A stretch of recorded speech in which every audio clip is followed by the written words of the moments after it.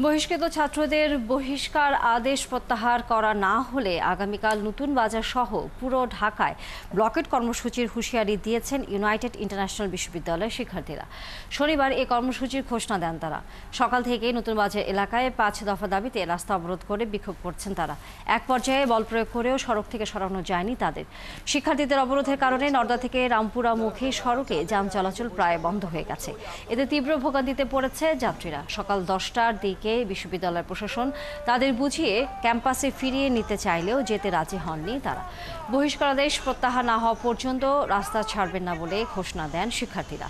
এরপরে পুলিশ বল প্রয়োগ করে তাদের রাস্তা থেকে সরিয়ে দেওয়ার চেষ্টা করে। এ সময় দুপক্ষের ধস্তাধস্তিতে বেশ কয়েকজন আহত হয়। পরবর্তীতে কিছু সময় রাস্তায় যান চলাচল স্বাভাবিক হলেও আবারও সড়ক অবরোধ করে শিক্ষার্থীরা। গত এপ্রিলে এক শিক্ষার্থীর মিড টার্ম পরীক্ষায় অংশ নিতে না দেওয়াকে কেন্দ্র করে এই আন্দোলনের সূচনা। যিনি তার বাবার মৃত্যুর কারণে আসলে পরীক্ষায় অংশগ্রহণ থেকে কিন্তু তিনি একটি ফেসবুক স্ট্যাটাস দেওয়ার পথে, কারণ তার আমি আসছি আটকে গেছি নর্দা থেকে এড়ে আসছি। রাস্তা তো আপনার পুরো বিশুর আটকে গেছি মমি সিং তাইছি মনে করেন এই মাদারপুর দাম শিবচর থানা। এটা আমাদের ভোগান্তি। আমি রওনা দিছি পল্টন যাব, অথচ 1 ঘন্টা এখানে আমার আটকে থাকতে হয়েছে। কিন্তু আমিও সহমত জানাই করুক, কিন্তু রাস্তা আটকা এটা করা ঠিক না, কারণ রোগী থাকতে পারে, অ্যাম্বুলেন্স থাকতে পারে, পাশে করুক। এইভাবে আমাদের হঠাৎ করে আটকাই দিতে পারেন না। আঙ্কেল কালকে আমরা সব জায়গায় জানাই দিছি, এখন কোথায় জানাই দিছে? সবগুলো জায়গায় নিউজ চ্যানেলে জানাইছে। আপনারা কোন চ্যানেলে আমরা দেখি না, আমরা দেখি না বাবা, সরি। দর্শক, এ বিষয়ে আরো খবর নিয়ে যুক্ত হচ্ছেন আমাদের সহকর্মী সুমন তানভীর। সুমন তানভীর, আন্দোলনের সর্বশেষ কি খবর আছে আপনার কাছে?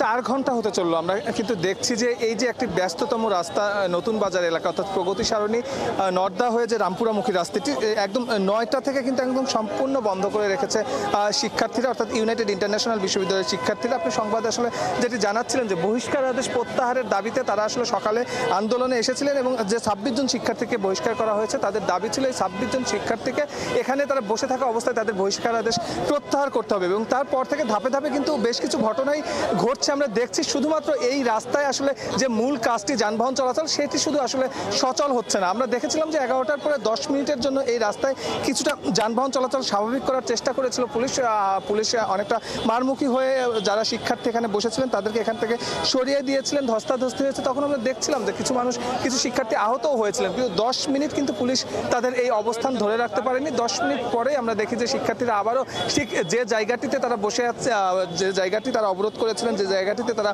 বসে পড়েছিলেন, ঠিক সেই জায়গাটিতে এসে আবারও তারা অবস্থান নেয়। এবং এই সময়কালের ভেতরে 4 ঘন্টা সময়কালের ভেতরে যে আমরা বলছি নানা ঘটনা ঘটছে। আমরা দেখছি যে কিছুক্ষণ আগেও পোক্টোরিয়াল টিম এসেছে, যখন পুলিশ বল প্রয়োগ করেছিল তার আগ মুহূর্তেও পোক্টোরিয়াল টিম এসে তাদের বোঝানোর চেষ্টা করেছে যে শিক্ষার্থীদের বহিষ্কার করা হয়েছে তাদের অভিভাবকদের নিয়ে এসে আসলে বিশ্ববিদ্যালয় প্রশাসনের সঙ্গে বসার অনুরোধ করা হয়েছে। কিছুক্ষণ আগে এসেও সেই অনুরোধটি আবারও করলো। পুলিশের ঊর্ধ্বতন যারা আছেন তারাও তাদের অনুরোধ করছে, কিন্তু তাদেরকে দাবি একটাই, তারা এই রাজপথ ছাড়বেন না যতক্ষণ পর্যন্ত এখন তাদের আরেকটি আসলে মোট 5 দফা দাবি চলে এসেছে। তার ভিতরে একটি বড় দাবি হচ্ছে যে কিছুক্ষণ আগে যে তাদের উপর আসলে 11টার দিকে যে পুলিশ সদস্যরা তাদের উপর আক্রমণ করেছে তাদেরকে আসলে বিচারের আওতায় আনতে হবে। সেই সঙ্গে পোক্টোরিয়াল টিম যারা আসলে এই 26 জন